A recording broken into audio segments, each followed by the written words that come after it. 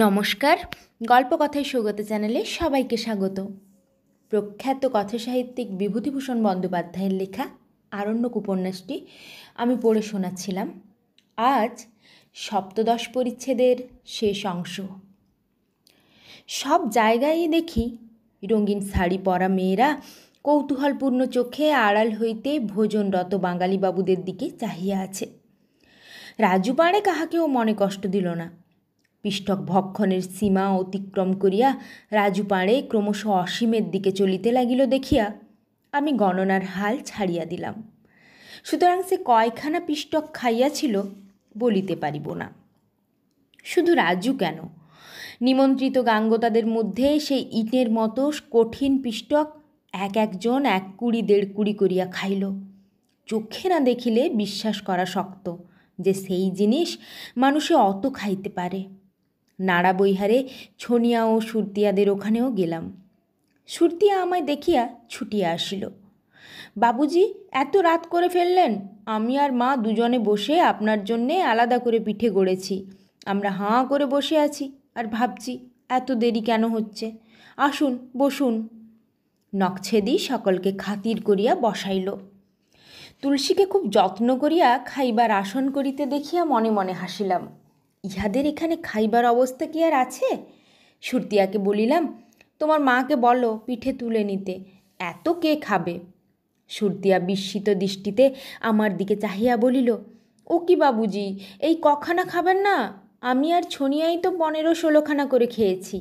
খান, আপনি খাবেন বলে ওর ভেতরে মা কিশমিশ দিয়েছে, দুধ দিয়েছে, ভালো আটা এনেছে বাবা ভীমদাস টোলা থেকে।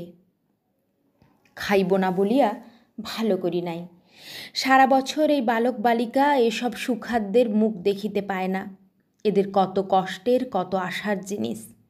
ছেলে মানুষকে খুশি করিবার জন্য মরিয়া হইয়া 2খানা পিষ্টক খাইয়া ফেলিলাম।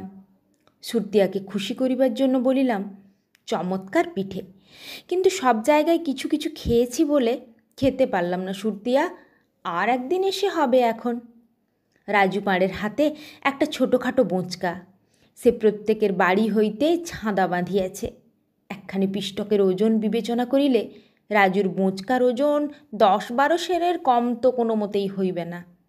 রাজু খুব খুশি, বলিল, এ পিঠে হঠাৎ নষ্ট হয় না হুজুর, 2 দিন আর আমার রাঁধতে হবে না, পিঠে খেয়েই চলবে। কাছারিতে পরদিন সকালে কুন্তা একখানি পিতলের থালা লইয়া আসিয়া আমার সামনে সসংকোচে স্থাপন করিল। 1 টুকরা ফরসা একড়া দিয়া থালাখানা ঢাকা। বলিলাম, ওতে কি কুন্তা? কুন্তা সলজ্জে বলিল, ছট পরবের পিঠে বাবুজি।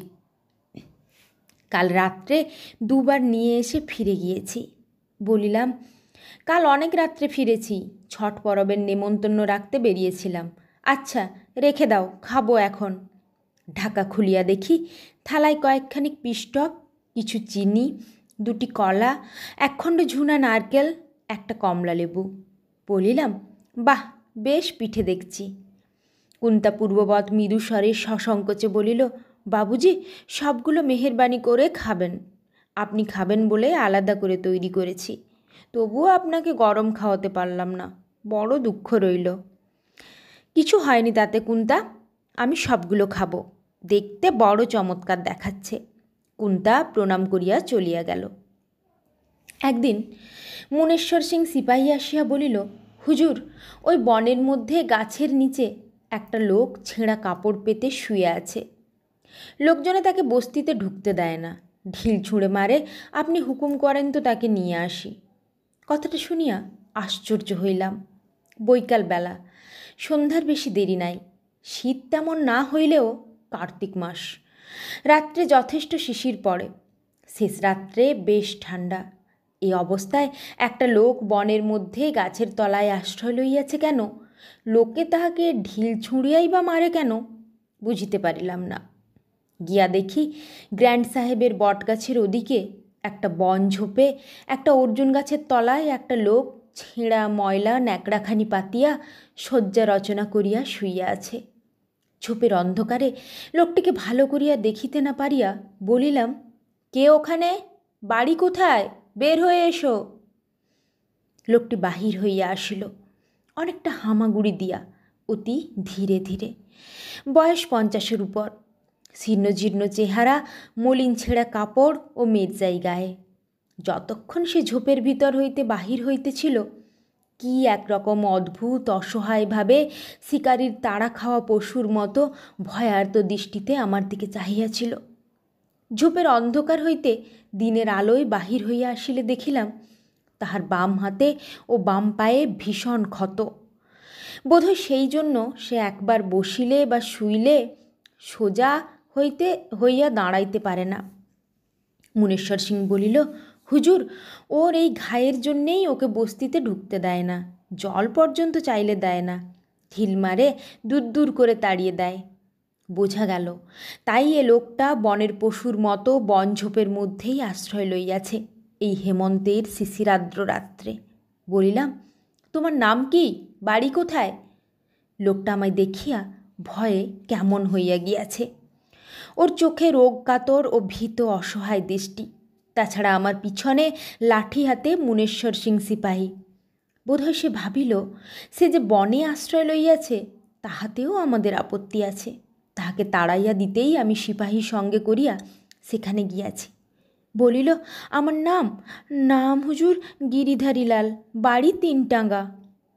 পরক্ষণেই কেমন একটা অদ্ভুত সুরে মিনতি, প্রার্থনা এবং বিকারের রোগীর অসঙ্গত আবদারের সুর, এই কয়টি মিলাইয়া এক ধরনের সুরে বলিল, একটু জল খাবো, জল।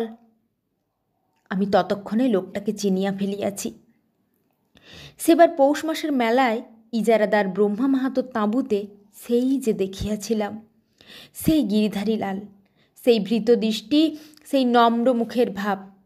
দরিদ্র নম্র ভীরু লোকেদেরই কি ভগবান জগতে এত বেশি করিয়া কষ্ট দেন? মুনেশ্বর সিংকে বলিলাম, কাছারি যাও, 4-5 জন লোক আর একটা চারপাই নিয়ে এসো। সে চলিয়া গেল। আমি জিজ্ঞাসা করিলাম, কি হয়েছে গিরিধারীলাল? আমি তোমায় চিনি, তুমি আমায় চিনতে পারোনি? সেই যে সেবার ব্রহ্মা মাহাতোর তাঁবুতে মেলার সময় তোমার সঙ্গে দেখা হয়েছিল, মনে নেই? কোনো ভয় নেই, কি হয়েছে তোমার? গিরিধারীলাল ঝরঝর করিয়া কাঁদিয়া ফেলিল। হাত পা নাড়িয়া দেখাইয়া বলিল, হুজুর, কেটে গিয়ে ঘা হয়, কিছুতেই সে ঘা সারে না। যে যা বলে তাই করি, ঘা ক্রমেই বাড়ে। ক্রমে সকলে বলে তোর কুষ্ঠ হয়েছে, সেই জন্য আজ 4-5 মাস এই রকম কষ্ট পাচ্ছি। বস্তির মধ্যে ঢুকতে দেয় না, ভিক্ষে করে কোনো রকমে চালাই। রাত্রে কোথাও জায়গা দেয় না, তাই বনের মধ্যে ঢুকে শুয়ে থাকবো বলে। কোথায় যাচ্ছিলে এদিকে? এখানে কি করে এলে? গিরিধারীলাল এরই মধ্যে হাঁপাইয়া পড়িয়াছিল। একটু দম লইয়া বলিল, পূর্ণিয়ার হাসপাতালে যাচ্ছিলাম হুজুর, নইলে ঘা তো সারে না। আশ্চর্য না হইয়া পারিলাম না। মানুষের কি আগ্রহ বাঁচিবার! গিরিধারীলাল যেখানে থাকে পূর্ণিয়া সেখান হইতে 40 মাইলের কম নয়। মোহনপুরা রিজার্ভ ফরেস্টের মতো সাপদ সংকুল অরণ্যভূমির সামনে। ক্ষতে অবশ হাত পা লইয়া সে চলিয়াছে এই দুর্গম পাহাড় জঙ্গলের পথ ভাঙিয়া পূর্ণিয়ার হাসপাতালে। চারপাই আসিল। সিপাহীদের বাসার কাছে একটা খালি ঘরে উহাকে লইয়া গিয়া শোয়াইয়া দিলাম। সিপাহীরাও কুষ্ঠ বলিয়া একটু আপত্তি তুলিয়াছিল, পরে বুঝাইয়া দিতে তাহারা বুঝিল। গিরিধারীলাল খুব ক্ষুধার্ত বলিয়া মনে হইল। অনেক দিন সে যেন পেট ভরিয়া খাইতে পায় নাই। কিছু গরম দুধ খাওয়াইয়া দিতে সে কথঞ্চিত সুস্থ হইল। সন্ধ্যার দিকে তাহার ঘরে গিয়া দেখি সে অঘরে ঘুমাইতেছে। পরদিন স্থানীয় বিশিষ্ট চিকিৎসক রাজু পাড়েকে ডাকাইলাম। রাজু গম্ভীর মুখে অনেকক্ষণ ধরিয়া রোগীর নাড়ি দেখিল, ঘা দেখিল। রাজুকে বলিলাম, দেখো তোমার দ্বারা হবে না পূর্ণিয়ায় পাঠিয়ে দেব। রাজু আহত অভিমানের সুরে বলিল, আপনার বাপ মায়ের আশীর্বাদে হুজুর অনেক দিন এই কাজ করছি, 15 দিনের মধ্যে ঘা ভালো হয়ে যাবে। গিরিধারীকে হাসপাতালে পাঠাইয়া দিলেই ভালো করতাম। পরে বুঝিলাম ঘায়ের জন্য নহে, রাজু পাড়ের জড়িবুটির গুণে 5-6 দিনের মধ্যেই ঘায়ের চেহারা বদলাইয়া গেল। কিন্তু মুশকিল বাঁধিল তাহার সেবা শুশ্রূষা লইয়া। তাহাকে কেহ ছুঁইতে চায় না, ঘায়ে ঔষধ লাগাইয়া দিতে চায় না, তাহার খাওয়া জলের ঘটিটা পর্যন্ত মাজিতে আপত্তি করে। তাহার উপর বেচারির হইল জ্বর, খুব বেশি জ্বর। নিরুপায় হইয়া কুন্তাকে ডাকাইলাম। তাহাকে বলিলাম, তুমি বস্তি থেকে একজন গাঙ্গোতার মেয়ে ডেকে দাও, পয়সা দেব, ওকে দেখাশোনা করতে হবে। কুন্তা কিছুমাত্র না ভাবিয়া তখনই বলিল, আমি করব বাবুজি, পয়সা দিতে হবে না। কুন্তা রাজপুতের স্ত্রী, সে গাঙ্গোতা রোগীর সেবা করিবে কি করিয়া? ভাবিলাম আমার কথা সে বুঝিতে পারে নাই। বলিলাম, ওর এঁটো বাসন মাজিতে হবে, ওকে খাওয়াতে হবে, ও তো উঠতে পারে না, সেসব তোমায় দিয়ে কি করে হবে? কুন্তা বলিল, আপনি হুকুম করলেই আমি সব করব। আমি রাজপুত কোথায় বাবুজি? আমার জাত ভাই কেউ এতদিন দেখেছে? আপনি যা বলবেন আমি তাই করব। আমার আবার জাত কি? রাজু পাড়ের জড়িবুটির গুণে ও কুন্তার সেবা শুশ্রূষায় মাসখানেকের মধ্যে গিরিধারীলাল চাঙ্গা হইয়া উঠিল। কুন্তাকে এজন্য দিতে গেলেও কিছু লইল না। গিরিধারীলালকে সে ইতিমধ্যে বাবা বলিয়া ডাকিতে আরম্ভ করিয়াছে। বলিল, আহা, বাবা বড় দুঃখী, বাবার সেবা করে আবার পয়সা নেব? ধরমরাজ মাথার উপর নেই? জীবনে যে কয়টি সৎ কাজ করিয়াছি তাহার মধ্যে একটি প্রধান সৎ কাজ নিরীহ ও নিঃস্ব গিরিধারীলালকে বিনা সেলামিতে কিছু জমি দিয়া লবটুলিয়াতে বাস করানো। তাহার খুপড়িতে একদিন গিয়াছিলাম।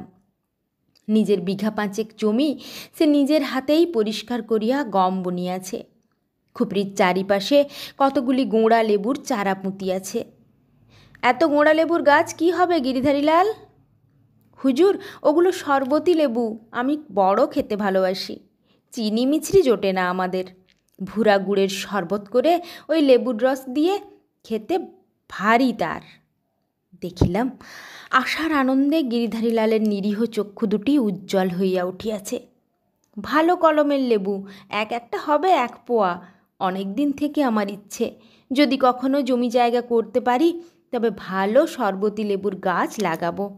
পরের দরে লেবু চাইতে গিয়ে কতবার অপমান হয়েছি হুজুর, সে দুঃখ আর রাখব না। ধন্যবাদ।